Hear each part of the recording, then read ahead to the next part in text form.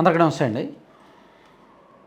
మట్టి, ఇసుక, గ్రావెల్, మద్యం, రేషన్ బియ్యం ఇలా దేన్ని కూడా ఎమ్మెల్యేలు వదలడం లేదు.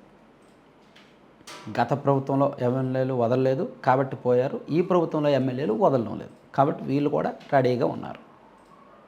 నేను గతాన్ని కూడా గుర్తు చేయాల్సిన అవసరం ఉంది. ఎందుకంటే అది చూసి వీళ్ళు ఇప్పుడు మనం ఒకరిలో మంచి క్వాలిటీస్ లేదా చెడ్డ క్వాలిటీస్ చెప్పాలి అంటే పక్కన వాడితో కంపేర్ చేయాలి కదా.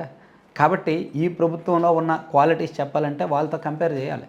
కాబట్టి వాళ్ళు అలా చేశారు, పోయారు. వీళ్ళు కూడా అలాగే చేస్తున్నారు. నాకు ఇప్పుడే ఇందాక తెలిసిన విషయం ఏంటంటే అసలు దేన్ని వదలట్లేదు. చివరికి సోలార్ ప్యానల్స్లో కూడా వీళ్ళు వదలట్లే. ఒక లైవ్ ఖచ్చితమైన ఎగ్జాంపుల్స్ చాలా దారుణం, చాలా చీప్ అనిపించింది. అంటే ఎమ్మెల్యేలు అవినీతి సహజమేనండి. నేను చాలాసార్లు చెప్పాను, అవినీతి సహజమే, దాన్ని ఎవరూ కాదనరు. రాజకీయ పొలిటికల్ కరప్షన్ కామనే. కానీ హద్దు అదుపు ఉండాలి. దేన్ని ముట్టుకోవాలో దాన్నే ముట్టుకోవాలి. ఇప్పుడు సోలార్ ప్యానల్స్ ఉన్నాయి కదా. ఇప్పుడు మనకి పిఎం సూర్య గారు తెలుసు కదా. సో దేశవ్యాప్తంగా కూడా సోలార్ విద్యుత్తుని ఎంకరేజ్ చేయడానికి సెంట్రల్ గవర్నమెంట్ సబ్సిడీలు ఇస్తుంది. సో దానికి 2 kV అయితే ఒక 30,000 అనుకుంటా, 3 kV అయితే ఒక 60,000 అనుకుంటా, 5 kV అయితే 78,000 అనుకుంటా. సో వాళ్ళు ఇస్తున్న సబ్సిడీ. సో ఈ సబ్సిడీతో ప్రభుత్వం కూడా టార్గెట్లు పెట్టింది. రాష్ట్ర వ్యాప్తంగా కూడా ప్రతి నియోజకవర్గంలో కనీసం 10,000 ఇళ్ళు సోలార్ విద్యుత్తును వాడితే విద్యుత్ డిమాండ్ తగ్గుద్ది, వాళ్ళకు కూడా ప్రజలకు కూడా కరెంటు బిల్లులు తగ్గుతాయి అనేది ప్రభుత్వం ఉద్దేశం. సో చంద్రబాబు గారు సోలార్ ఎనర్జీని మొదటి నుంచి ఎంకరేజ్ చేస్తూ వస్తారు.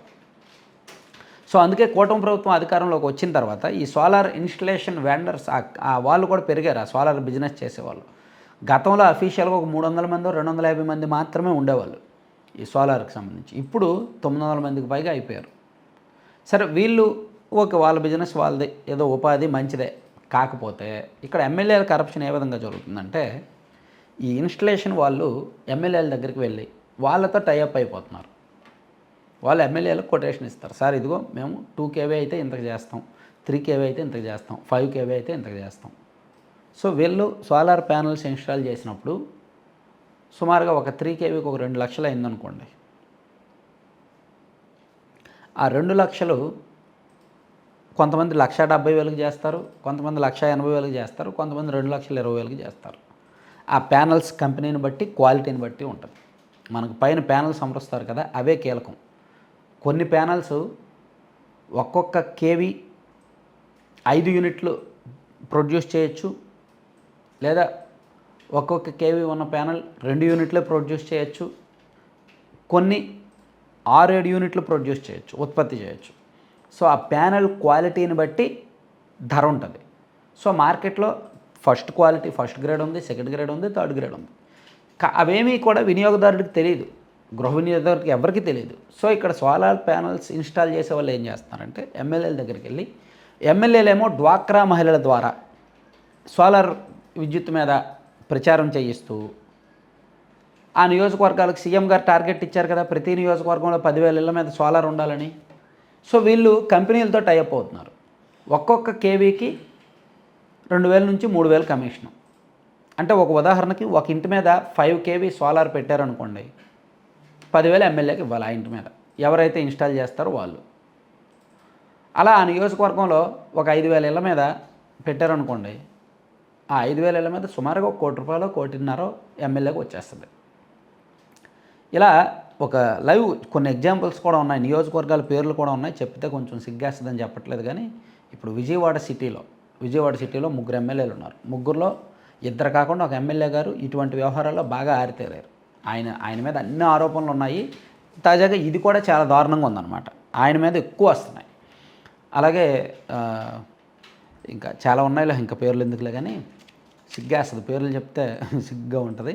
సరే ఇది పక్కన పెడితే ఇక అధికారులు, నేను స్వయంగా సోలార్ ప్యానల్స్ మా ఇంటి మీద పెట్టా, 8 kV పెట్టుకున్నాను, బాగానే ఉంది. సో నేను పెట్టినప్పుడు నేనే అప్పట్లో లంచం ఇచ్చాను.